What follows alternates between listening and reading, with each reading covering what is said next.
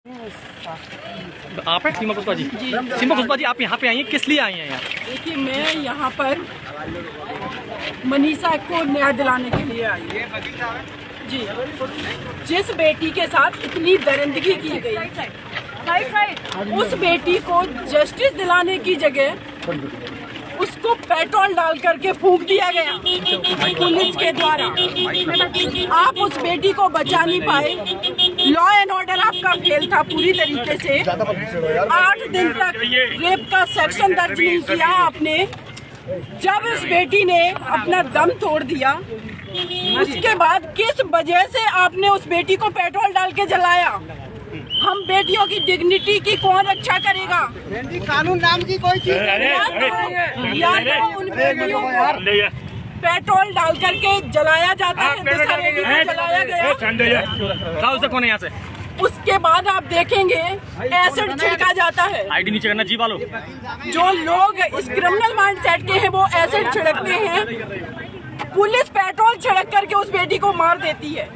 उसकी आत्मा को मारा जाता है, उसकी डिग्निटी को मारा जाता है। मैं यहाँ इसलिए आई हूँ, आप लोगों के माध्यम से देश के प्रधानमंत्री, उत्तर प्रदेश के मुख्यमंत्री और जो लोग भी इस रिस्पॉन्सिबल पद पे हैं, उनसे मैं सवाल करना चाहती हूँ कि देश की 49% आबादी के लिए आज तक आप लोगों ने क्या किया है? आपकी क्या स्ट्रेटेजी है?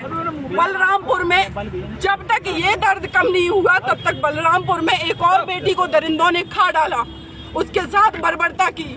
मैंने निर्भया को जस्टिस दिलाया, मैं मनीषा को भी जस्टिस दिलाऊंगी। कहाँ तक ले जाएंगी इस केस को? क्या आप केस लड़ने की बात कह रही हैं? बिल्कुल, मैं केस लड़ने की बात कह रही हूँ। सुबह उनके भाई सत्येंद्र से बात हुई, लेकिन वो क्लियर बात नहीं हो पा रही। वो लोग बहुत दुखी हैं, इसीलिए मैं यहाँ पर आई हूँ कि उस परिवार से मुझे मिलना है, उनसे बात करनी है और मुझे इस बेटी को न्याय दिलाना है। सबको रोका जा रहा है, मीडिया को सुबह से एंट्री नहीं दी गई। ये केस के अंदर एसआईटी है, क्या आप जाने की कोशिश करेंगे अंदर? मैं बिल्कुल जाने की कोशिश करूंगी। देखिए, अगर लॉ एंड ऑर्डर फेल हुआ है तो वो आपके वजह से। आप क्रिमिनल्स को नहीं रोक पाते हैं, आप उस बेटी को जस्टिस नहीं दिला पाते। वो बेटी की डेथ हो जाती है, उसको ठीक से ट्रीटमेंट नहीं दे पाते हो। और जब हम देश की बेटियां आवाज उठाते हैं तो उनको आप क्यों रोकेंगे? किसी से ये जवाब दीजिए, क्यों रोकेंगे? सीमा जी, इस मामले में पुलिस की कितनी गलती मानती हैं आप? पुलिस की कितनी गलती? हमारी जो सीओ है इस केस के इन्वेस्टिगेशन ऑफिसर, उनसे बात हुई है। एसएचओ से मेरी बात हुई है और इस केस को मैं पहले से ही अपडेट ले रही थी। लगातार मेरी बात हो रही थी। जिस तरीके से इसमें सीओ जो धम सिंह है, उन्होंने मुझे बताया कि मैडम, हमने इसलिए अभी 376 एक्शन नहीं लगाया क्योंकि बेटी स्टेटमेंट नहीं दे पाई।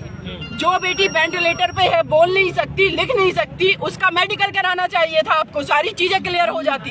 और आपने क्या किया? फॉरेंसिक टेस्ट के लिए भेज दिया। एक इस देश के अंदर फॉरेंसिक लैब कितनी है? 2-2, 3-3 महीनों में रिपोर्ट आती है। तब तक इस देश की बेटियां क्या इसी तरीके से मरती रहेंगी? ये सवाल है। सवाल उठेगा सीमा जी, जिस तरीके से उसका अंतिम संस्कार किया गया, मानवता का अंतिम संस्कार कहा जा रहा है। हिंदू रीति रिवाज में कहीं पर भी ऐसा नहीं होता है कि रात के वक्त और आप इस तरीके से जल्दबाजी में अंतिम संस्कार कर देते। बिल्कुल। और देखिए, मैं तो आप लोगों को बताऊंगी कि हमारे देश के अंदर कोई भी व्यक्ति रिस्पॉन्सिबल पद पे है, वो हमारे देश की बेटियों के लिए संवेदनशील नहीं है। क्योंकि अभी तक क्यों नहीं हमारे देश में कभी भी ऐसे कानून स्ट्रांग बने या फिर ऐसी कोई स्ट्रेटजी बना करके काम क्यों नहीं किया गया? ये आज सिर्फ मनीषा की बात नहीं है, पूरे देश की बेटियों की आइडेंटिटी की बात है। आप यहाँ पत्रकार हैं, मैं एडवोकेट हूँ, डॉक्टर, इंजीनियर, किसी भी प्रोफेशन की कोई महिला ये आज दावे के साथ नहीं कह सकती कि हम 21वीं सेंचुरी में अपने भारत में सुरक्षित हैं।